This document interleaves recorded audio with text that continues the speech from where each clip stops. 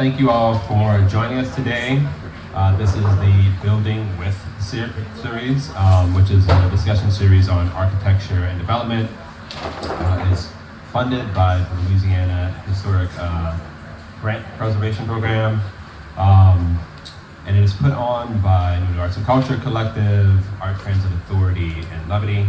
My name is Charles Chesson. I'm the creative director of Levity, and today we have Professor Geoff Gjertson that we'll be interviewing and having a discussion with about infrastructure, somewhat about infrastructure.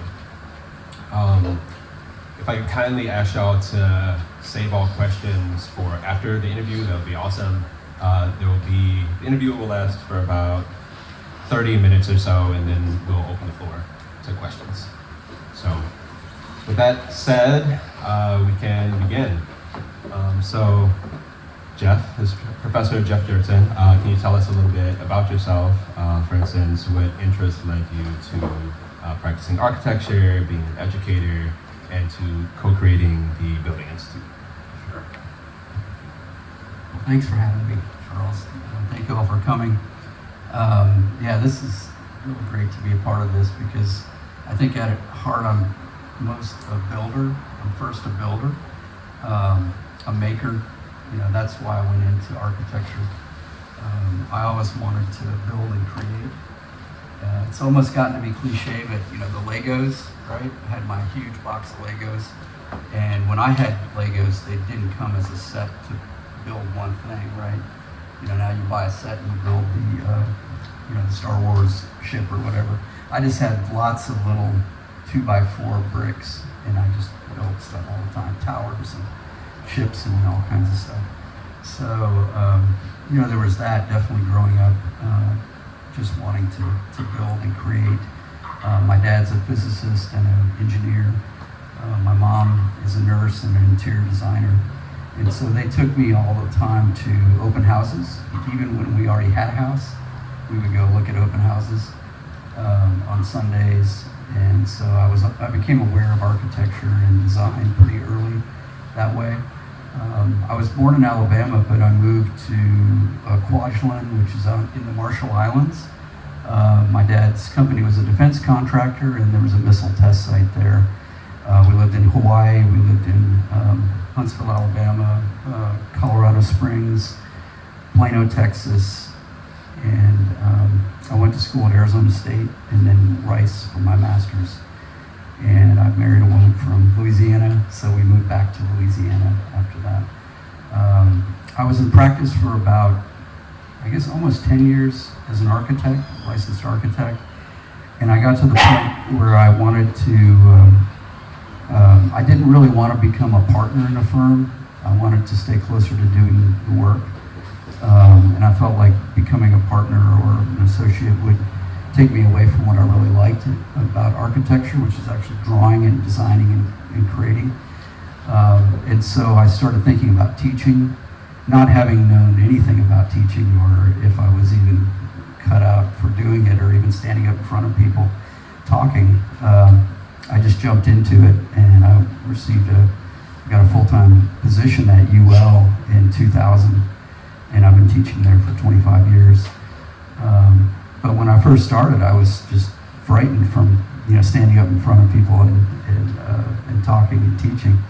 Of course, a lot of what we do as studio designers, as studio professors, is we work individually with the students at their desks and in small group critiques and group critiques. So in a way, that was very much like what I already had been doing in an architect's office. I'd worked in Seattle and in Houston and on the North Shore here in Louisiana for about 5 or 6 architecture firms. And so really teaching and practicing architecture in some ways are a lot alike in terms of mentoring and working with the younger architects and students. Then I had such great mentors at UL, Eddie Caziu and Hector LaSala, who are just two amazing teachers and individuals, just human beings, who taught me really everything about teaching, because at UL we team teach. there's never the kind of cult of personality of one person. There's always at least 2 professors in each studio. And so sometimes you disagree with each other, and the students have to deal with that too, right? They're hearing different things, but that's also what they find in practice as well. But from both Eddie and Hector, I really, learned how to teach, but also they encouraged me to do hands-on work with the students. And that's how the Building Institute got started, is Eddie Cassie and I started that. Back in 2003, there was a house that was donated to the university. It was an 1850s Boussiage house in Carencro, and it was needed to be moved because the people needed it out of the position it was in. But they knew it was valuable, didn't want to tear it down, so they donated it to the university. And so over a summer, Eddie and I and about 10 students took the house apart, or at least took enough of it apart where we could move it. We had to take the roof down, we had to take off all of the additions that had been done, and all of the layers of paneling and carpet that had been put over this thing since 1850. So you probably had like 10 different layers of flooring and all kinds of stuff. So anyway, we just cleaned all that out. It was like an archaeology project. And then we loaded it up and moved it to Vermilionville. So when you come into Vermilionville and you're looking at the performance space, the building just to the left is the Cousson house, and that's the house that we took apart and then brought and restored. And we got to patch the Boussiage, which is mud and Spanish moss, which is what the Acadians used to infill the wood frame of the building to provide kind of a thermal mass to keep the temperature of the building more constant. And it really does work. It's amazing. So I always say when you're looking at, when you want to look at architecture and you want to look at vernacular, you should look at buildings that existed before air conditioning and understand how they dealt with the climate. And they really knew what to do in terms of raising homes, providing cross ventilation, providing high ceilings, all those things, and of course Boussiage. So both Hector and Eddie were the ones that kind of led me into the Building Institute. And then our first big project after that was the Beausoleil, Louisiana solar home.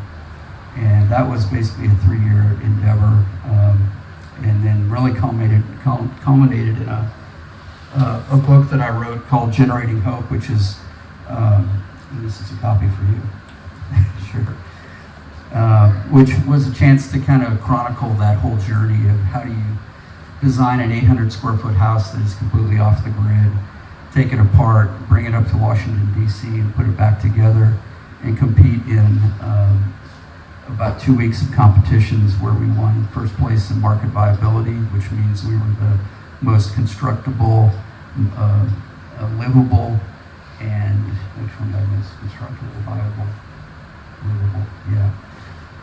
And we also won first place in market viability. So, in People's Choice Awards. So we were very, very proud of that, to have won that. And from that, it really led us to spin off of other homes.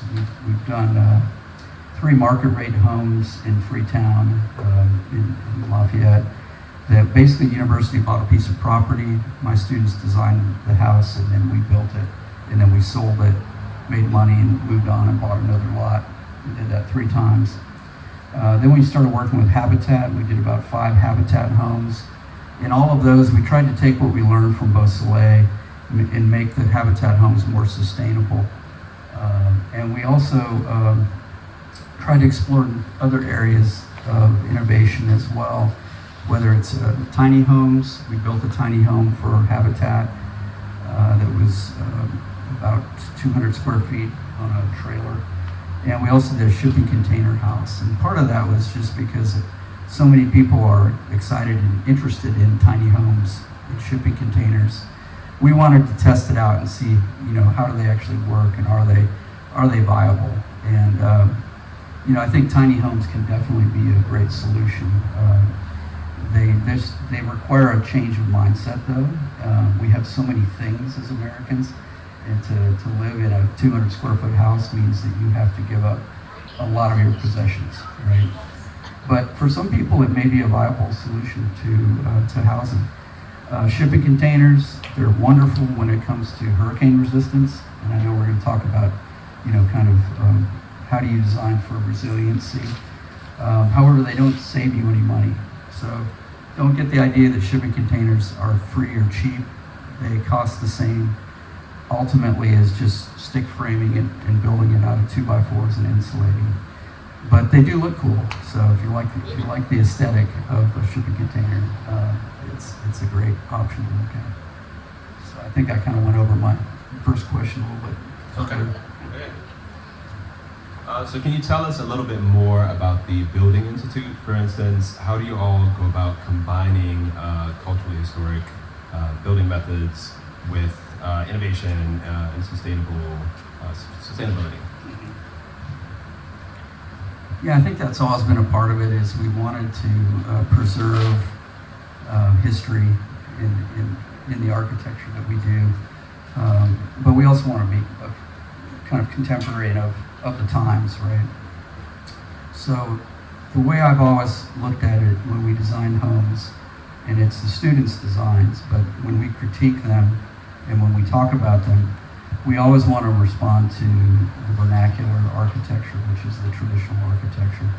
I think architecture in new buildings should become a part of the place that they're in, the context.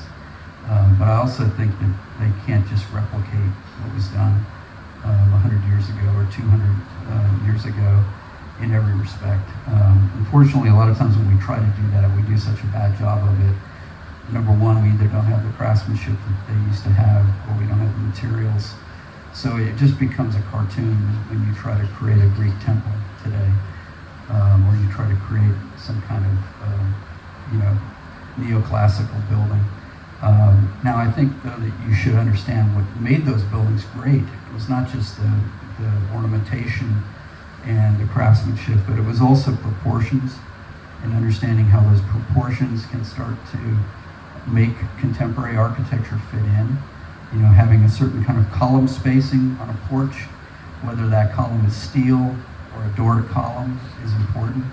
And so when I teach my students that, you should almost be able to squint at the building and imagine it being an Acadian house, right?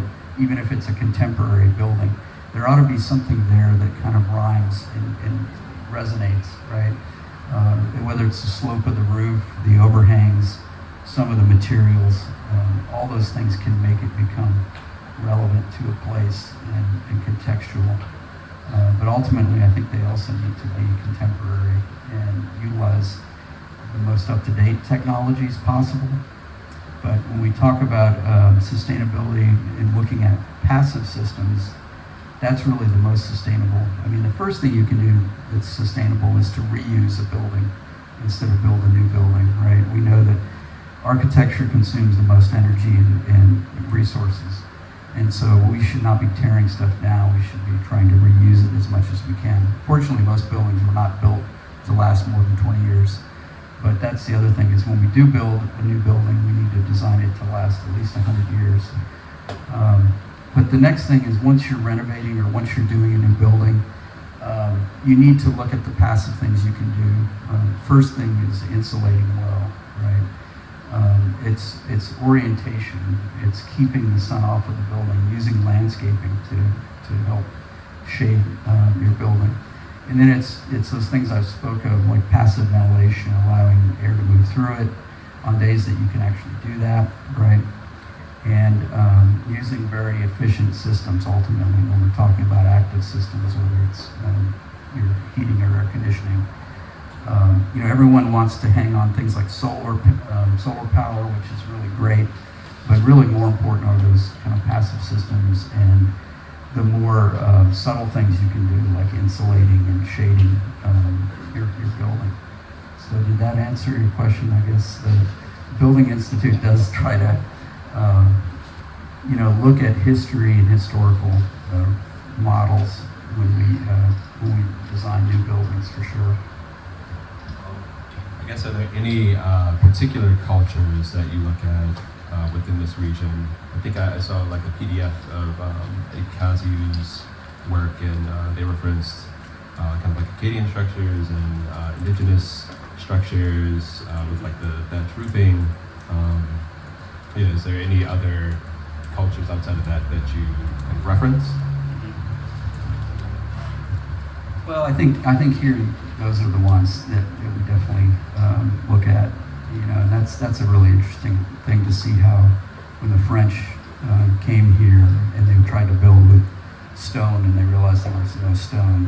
What did they do? They had to, they could do a timber frame, but they couldn't infill it with stone. So then they looked at what the indigenous people were doing with the mud structures, and they developed the bousillage, to infill. So yeah, I think it's kind of seeing a combination of what those various cultures do, and talking to indigenous people and local experts to understand how they live. When we did Beau Soleil, the first thing we did is we talked to people that live off the grid. Either they lived in the basin, or they lived somewhere where they didn't have power growing up, or maybe they still don't, and talk about how you live without those things, right? We talked to Tony Adrian, who's local here, who lives off the grid, and we went and visited his home. And the students learned so much from seeing that and talking to people that live that way. So it's not an ancient thing necessarily. It's just still going on, and it's just talking to people that live in that way. Yeah, thank you for expanding on that answer. So when you're creating a kind of multi-building site, what environmental and community factors do you consider when creating the site plan? That's a great question, and we kind of started talking about this before, and I think you and I both feel this way, that it's really not about designing a standalone building that is off the grid that somebody can go and hide away and survive in. It's about living in a community. I think that ultimately is the most sustainable way and the highest quality of life. And so what is that kind of optimal size of a community? A lot of architects and theoreticians have studied that. A lot of people say it's what you can walk to in 5 minutes. That's about how far people want to walk. And ideally, you live in a place where in 5 minutes you can walk to anything you need, whether it's your work or the store, right? And so that group of people that live in that 5-minute radius around your house could make up that community, that ideal community that we it's not just an ideal community, it's maybe what we need to be setting our minds towards, especially as Arnaudvill and Grand Coteau and Sunset grow. We don't want to see what's happened in Lafayette, where people just keep building subdivisions down into Youngsville, right? And abandon the downtown. We want to see people live close. Density is the most important thing for both sustainability and for quality of life. And it's also more economical for everyone, right? It takes less burden off of the city to run utilities, to manage the streets and sidewalks. And so we want to keep our communities in these kind of dense traditional neighborhoods. And that's what something like River Ranch was trying to do, has done to an extent, except for the fact that it's priced people out of living there. So that's the other important aspect, is having kind of that mixed income kind of development that's going to rely upon both subsidies from federal and state governments as well, to allow for a real mixed income community. And like you say, you can't just design a single house. You really have to think about that network, that system. And really that's kind of the way I think of infrastructure, as being like a system or a network. I guess one of the real definitions of infrastructure is kind of like the stuff underground, right? It's the streets and the utilities. But really it's more than that. It's about all those things that connect us to our neighbors, whether it's a power grid that maybe we do share with an entire region, but it also could be a smaller grid that, let's say, a community of homes, of 40 or 50 homes, has as their own standalone grid with solar power, for instance. And so how could they survive in the case of, let's say, a storm individual, as a community, right? Because I think that's the best thing we can do for sustainability and resiliency is helping one another. If there's a storm, you want to be able to help your neighbor, and you can design the best, most resistant, structurally sound building, but if you don't have good neighbors and people to rely upon, then it doesn't really matter. It makes a lot of sense, especially just in regards to kind of like child care or elder care. I feel like traditionally we've lived in, I guess humans, we've lived in kind of multi-generational homes, and it isn't until recently that we kind of became more nuclear, which kind of makes childcare and elder care a little bit more difficult. So thinking about the kind of more erratic weather patterns that we've had recently, whether it be an uptick in tornadoes or kind of like that intense snowstorm that we've had, like with like 12 inches of snow last winter. How do you think we can adapt our current dwellings to kind of become more resilient in terms of the infrastructure within them, like the pipes and water and stuff like that? Yeah, that's a big challenge because I like raised buildings for their kind of authenticity and the vernacular and the ability to kind of passively ventilate. But it's very difficult when you have freezing weather. Of course, now we have different kinds of materials like polyethylene that can expand and contract and don't crack as easily in a freeze. But we're just not very well prepared for that here. Even if we can keep our water from freezing, there's so many other aspects, like how do you even start your car if it's that cold? How do you get travel on the streets when we don't have machines to clear the streets? I don't know if that's going to be continuing. Obviously, we have crazier weather, but if anything, the heat and rain is going to be the biggest problem that we have, continual flooding and temperatures going up. I think that's where we really, and designing a community to deal with rainwater and stormwater is so important. I think we can build buildings that can resist the winds of hurricanes and obviously snowstorms, heavy snow loads, but it's much harder to deal with our rainwater that we have. We probably have like 4 inches of rain last week. It's just places like LA, they have 6 inches in the whole year. And of course we've had storms that are 12 inches of rain in 24 hours or less. It's almost impossible to deal with all that, but that's what we're seeing now more with retention ponds that are being required. They also need to require pavement that is permeable so that water actually can get down into the ground. We're paving over every last bit of land that we have, and that's going to continue to make stormwater management very, very difficult. So I don't know if I answered your question, but it's dealing with the 12 inches of snow was, at least it was gone in a few days, right? It wasn't too difficult, but it's the hurricanes and the extreme rainfall that we have that seems to be the most difficult. Okay, so with the same kind of question in mind in regards to weather patterns, how do you think cities or small towns will have to adapt to become more resilient, especially in regards to being able to navigate more quickly if we need to?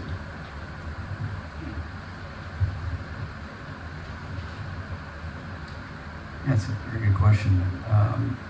Are you talking about actually in terms of evacuation, or? I guess in terms of navigability, like community navigability. Mm-hmm. And it doesn't have to be like cities, like adapting cities now, but like if you were to build a city and you wanted it to be like quickly exitable, just in case there's a big storm coming or something like that. How would you go about doing that? Well, if you look at the traditional neighborhoods, they mostly relied on a grid, which, strangely enough, although it sounds oppressive, is actually the best when it comes to moving and getting out of a neighborhood when you have multiple routes to go, right? Obviously, we still have to have interstates and highways, but within a town, there's really nothing better than the grid to allow people to move easily in all directions, whether it's on foot or via car. If we could have mass transit, that would obviously be also what you would want in an ideal community. But I think it really starts at just that basic planning level of what is a walkable city, what is a walkable block that you're willing to walk on, right? And a lot of it has to do with mindset of individuals. People tend to want space around them, and they want space within their homes too. And so, I hate to say it, but we're going to have to change our mindset on some of those things that, in order to be sustainable, we're going to have to live closer to our neighbors, and we're going to have to have less space, ultimately, I think. And maybe that's frightening to some people. In some ways, for me, it would be maybe it would be nice to have to do that, right? To have to kind of downsize and give up things that are not needed, and live closer to my neighbors where I know them better. So I think those kinds of things hopefully will happen. I think the last question I have for you is, are there any innovative building methods or materials that you are particularly excited about that you see kind of like coming about now? Sure. So a lot of you know about the Levity Lady Bayou Steam Park that's going to be across the street. That we're going to be, my students worked on a master plan, and then we're going to be implementing 5 buildings over the next 15 years. But the first building is called the Aqua House, and it's a restroom building and a shower building, and it's going to be made of bi-block, which is a polymer. That's actually the old design, but but you can still look at it. The students learned a lot about cost. Actually, they learned that this first design is too expensive. So we have a different design now that we're going to be building for about $160,000, and it's going to utilize these modular recycled plastic blocks. They're the same size as a cinder block. They're load bearing. They are stacked up just like a normal brick would be. They have a piece of threaded rod through them, which tightens them down.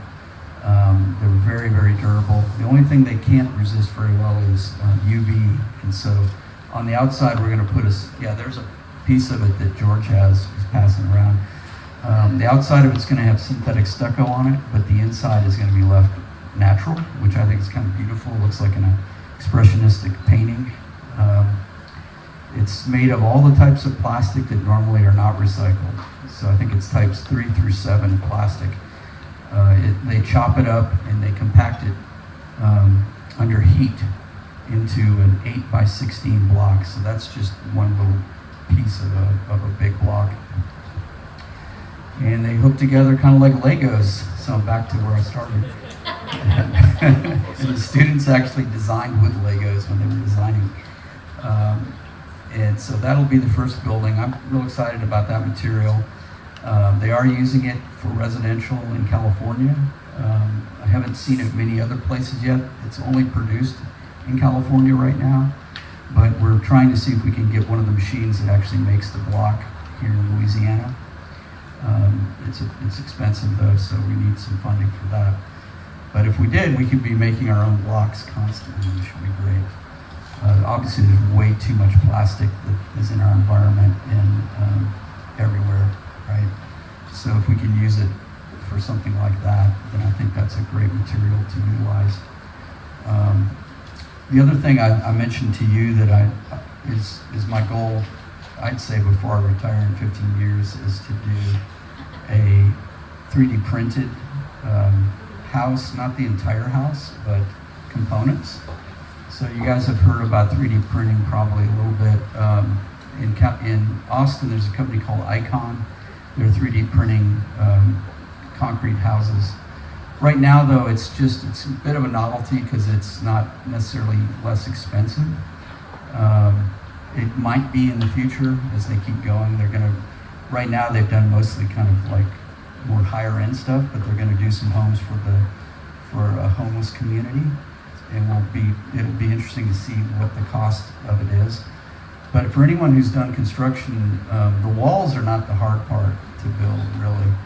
The hard part is all the guts of the building, is the utilities, it's the pipe and the electrical and lighting and all that.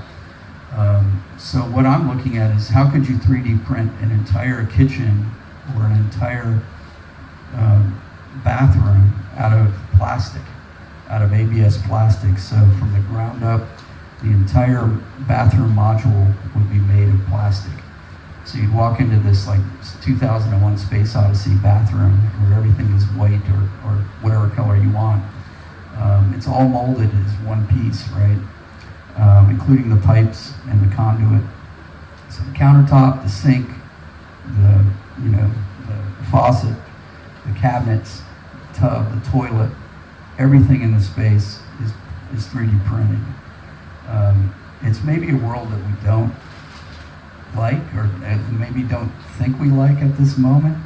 However, it has a lot of great advantages potentially for people that cannot afford a house. A kitchen and a bathroom are the two most expensive parts. We were just talking about it before. I mean, even renovating a kitchen or a bathroom is at least $50,000. To build it from scratch is at least that, right? So if your kitchen and your bathroom cost $80,000 to $100,000, you don't have anything left for anything else. And so my goal is to build a $100,000 house where it's a 3-bedroom with a large living room area, dining room, that's all stick framed out of 2x4s, very efficiently and economically insulated well. And then the kitchen and the bathroom are dropped in as prefabricated 3D printed components. There's a 3D printer, there's several of them in the country that can print up to a 30 by 30 area. Really all you need is a 10 by 10 area to do a kitchen or a bathroom. So we're trying to get that ability here to do that. And these could be habitat homes that could be built very economically and quickly, right? So if you're 3D printing a bathroom over and over and over, a kitchen over and over, those are the parts of the home that take the longest and cost the most. And so if we're really talking about affordable housing, then we're going to have to change our mindset about certain things. And unfortunately, we're not going to have all the things that we always think we need. I'm thinking about a 3-bedroom home that has no hallways. It's just 3 bedrooms that open into the living room, right? Where you have no closets because you just have furniture to store your things that you have. And you're very, very selective and economical with each component, right? It'd still be a beautiful space to live in, but it would be different than what we often imagine the ideal home to be. Just to go off of something you said, you talked about having a 3D printed kind of plastic kitchen, and just with my own aesthetics, like that wouldn't be something that I would think to have, but it's really cool. And I often wonder about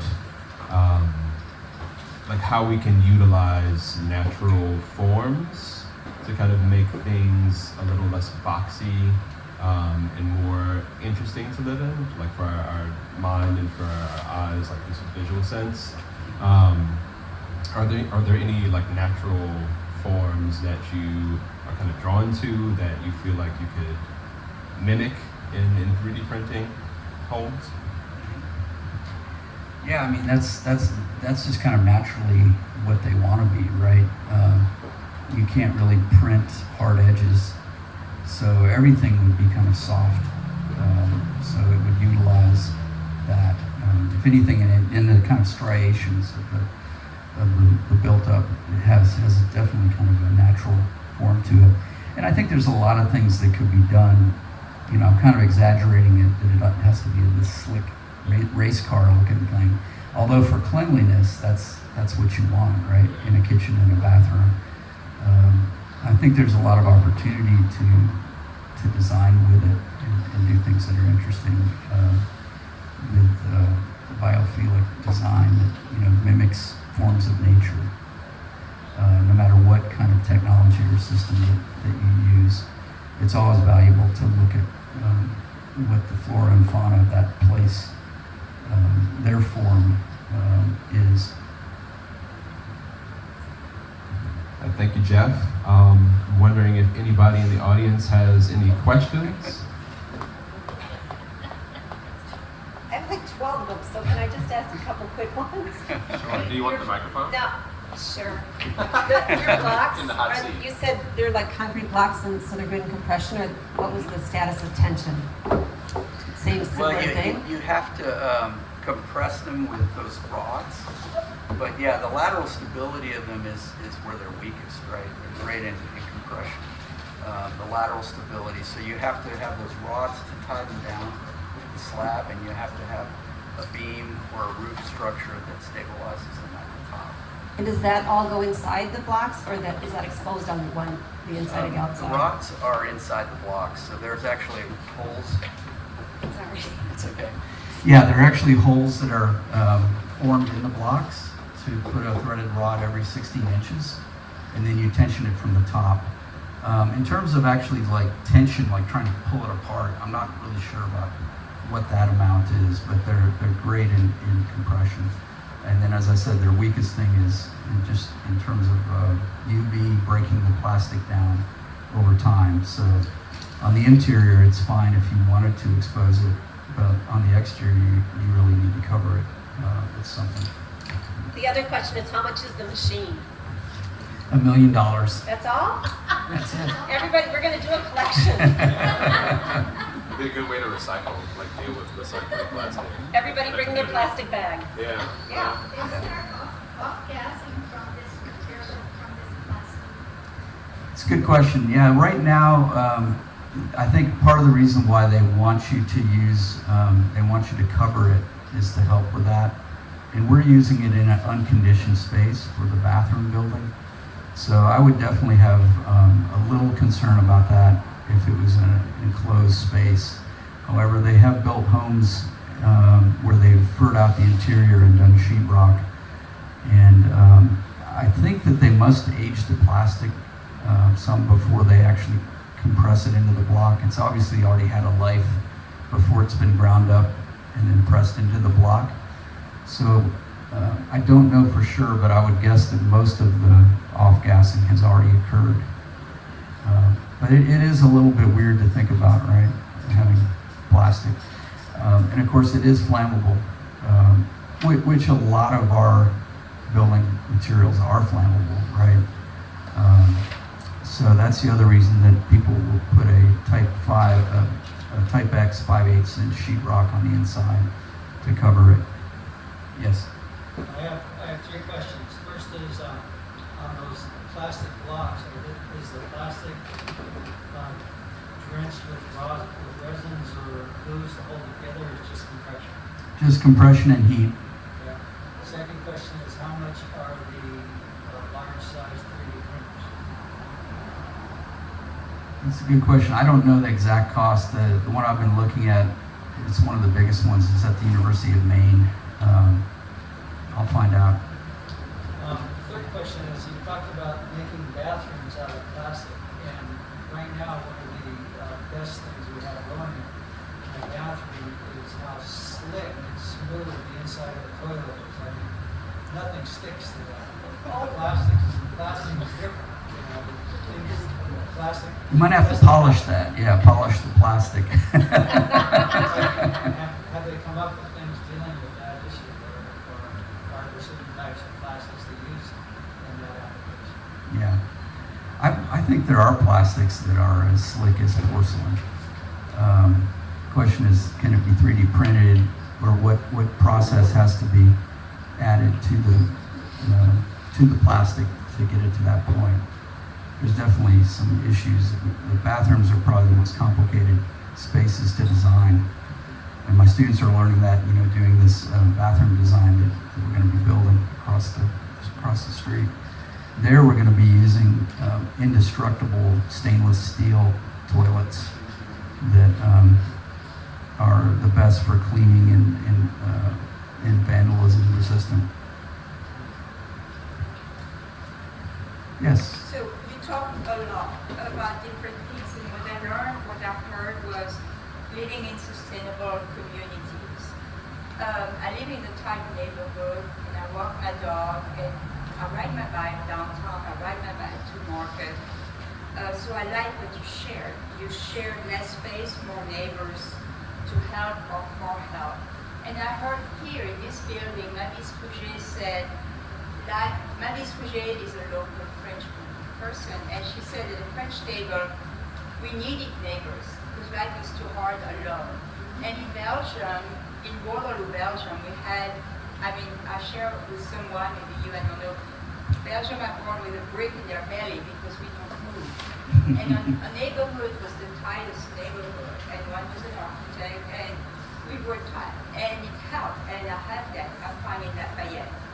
You shared about the importance of parks, and I heard in Argentina,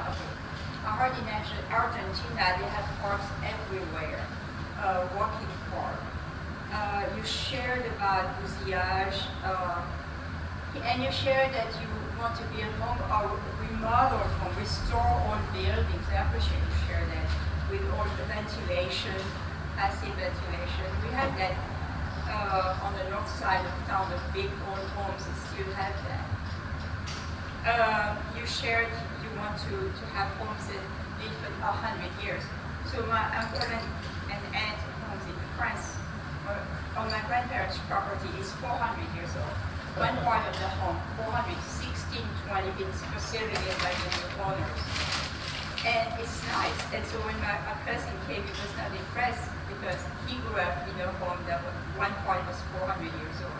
It was big, with stone, whatever.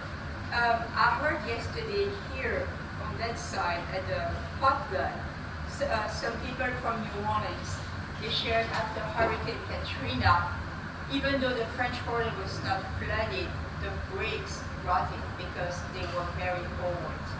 That I had never heard.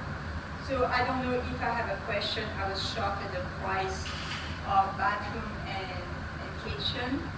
I struggle with keeping up my old whatever townhouse because they had issues with water and then I question myself, okay, it's a general question, do I buy the flood insurance? Because it's expensive and you share by the cost.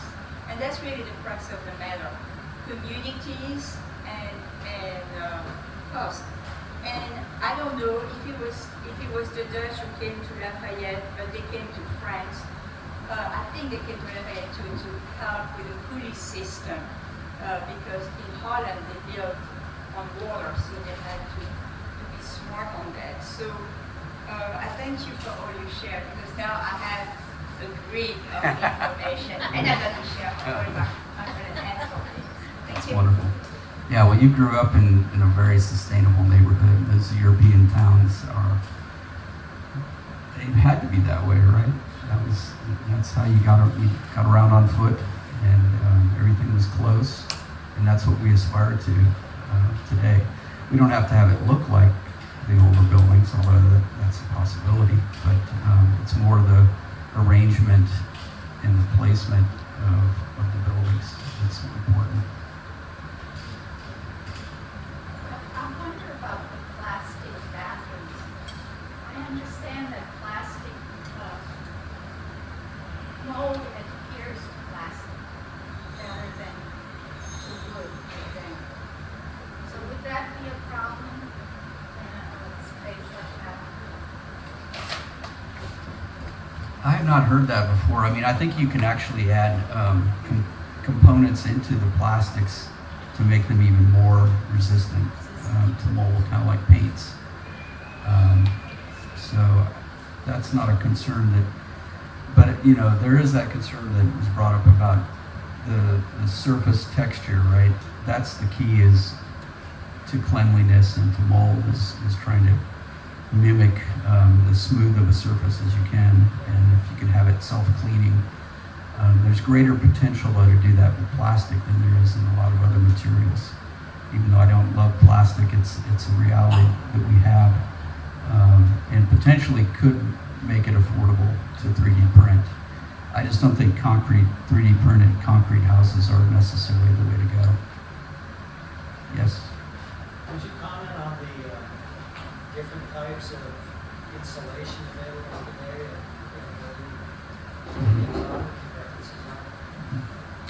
I think rock wool is probably the best. The Europeans have been using it for a long time.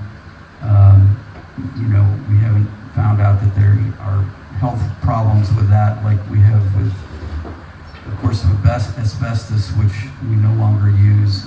And what we'll eventually find out with fiberglass is it's probably also going to cause problems, cancer. So I would lean towards rock wool as a material. Foams, polyurethane foams, I think can be used if they're open cell in certain situations. Open cell foam under the floor of a building or in a wall. I'm really hesitant to use a closed cell foam because of the ability to trap moisture within the construction of the wall.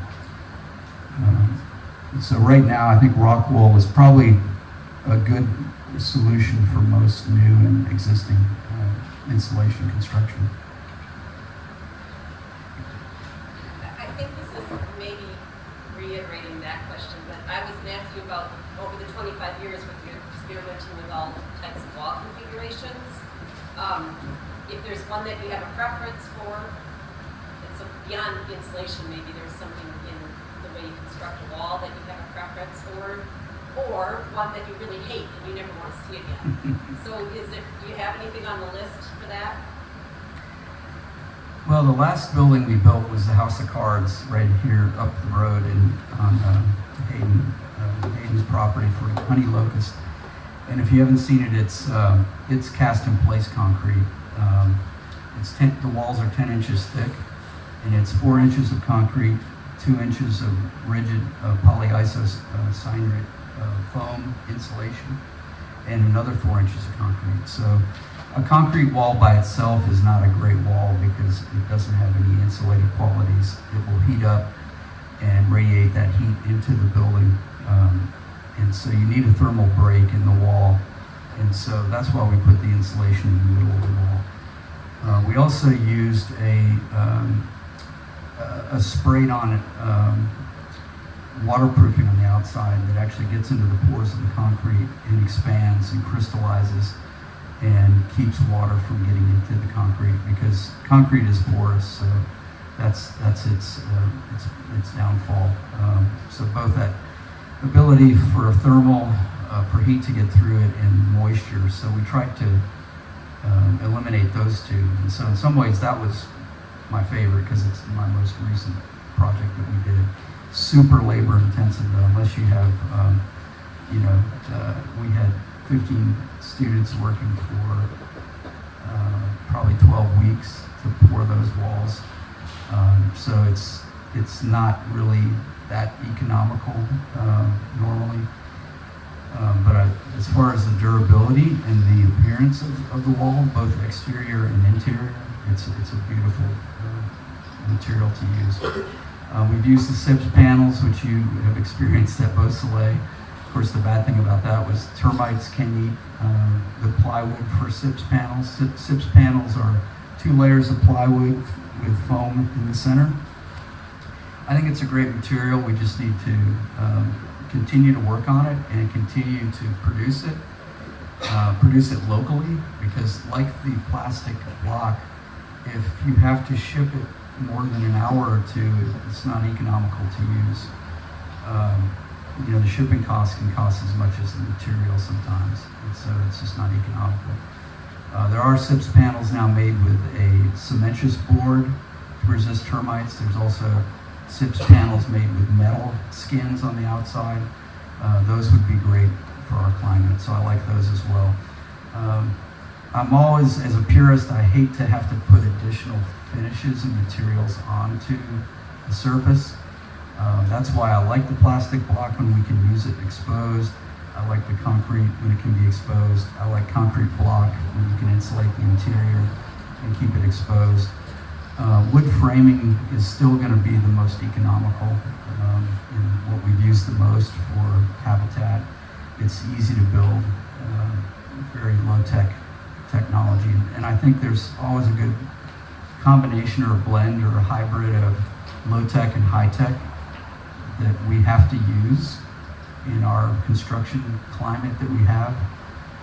I think it's kind of silly to think that the entire building could be 3D printed or that you could use the most advanced materials when right down the road at Home Depot is what most people are going to get, right? So I like to try to rely on both the kind of everyday materials and some new materials. What does 3D printing mean? I thought it was printing in 3 dimensions. It is. It looks almost like a printer that prints words, but it actually spits out plastic. So it runs a little strip of plastic, and it's on a system that it can move back and forth and up and down. So it basically builds up the entire, whatever it is you want to print out of layers of plastic or concrete. There's also metal 3D printers now too. So that technology is coming. It's pretty exciting. Yes. Just not a question, I just wanted to compliment you on designing houses without hallways. Thank The you. hallways there can be a waste of square footage, it adds to construction costs, so doing away with hallways helps with affordability and efficiency of the floor plan, so thank you. Thank you. Reminds me of the Onion article that was a joke about this new innovative house where every room was a foyer. They just label every room in the plan foyer. This might be a question for everybody who's here, but why is Martine's grandparents' house 400 years old and our houses only last as long as our mortgages? Craftsmanship and quality materials, stone and brick, which is what most of those homes are built out of, that are 400 years old in Belgium and in France. And that's France, yeah. It's Yeah. huge. I mean, it's no longer in our family. It was sold, and it was only in our family for 50 years. It's stone and brick. It is. And it's not that the entire building is original, but the walls are original, right? And they're made so well that you can easily add to it or modify it. The wood framing for the roof, I'm sure, is fine, has lasted. But if you look at old buildings, especially like warehouse buildings, what also makes them last is that they are flexible and they're able to be modified. And that's why people love those warehouse loft buildings like in big cities in New York. They can change them into anything that they want. So they keep finding new lives for themselves, right? It's not just that the materials last longer, but they find new lives for themselves. And our buildings are built kind of purposeful for certain things, and they're built with a composite of too many different materials. And unfortunately, they're just built too cheap and not built to last. Most people, and when it comes to commercial buildings, they're built by developers or people that are not concerned about how long they're going to last because they're going to sell it to somebody else before it gets to that point. I wish we would all think about that though with our homes and our in commercial buildings that we're involved with is investing in them so that they do last.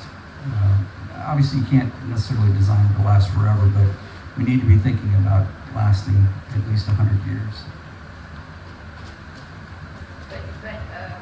so that you are pressed in Europe 100 years, 100 kilometers, nobody wants to drive beyond 100 kilometers. And here, 100 years is very far from home.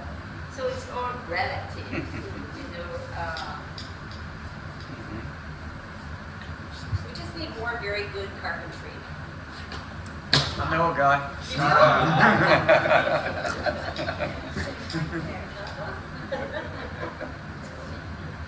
That's one question.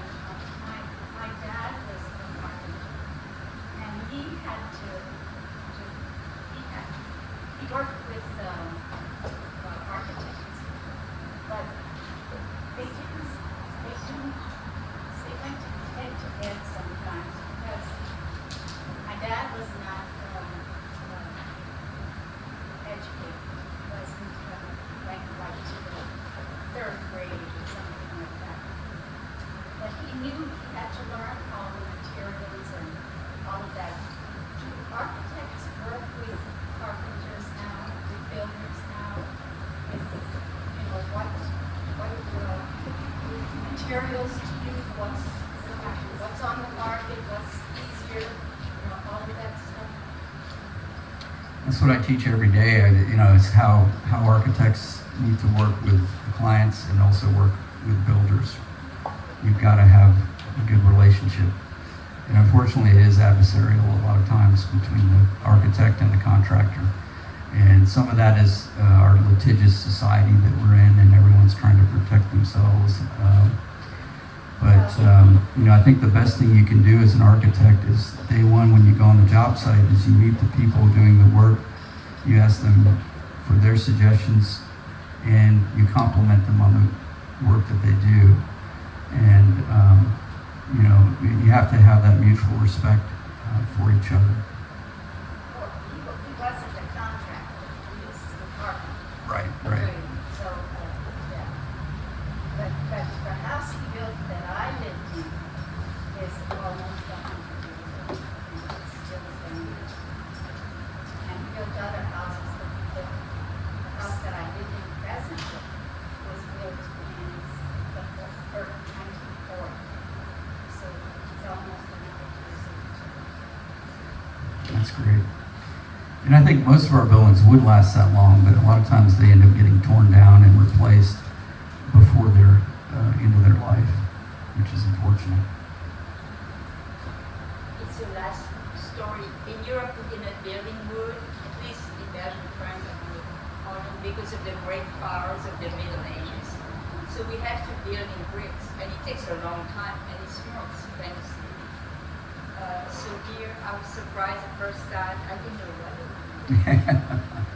Yeah, it seems very, you know, superficial, doesn't it, almost?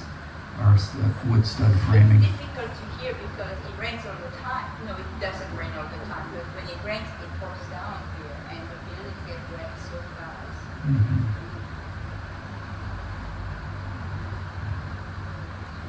Yes. One more question, hopefully the last.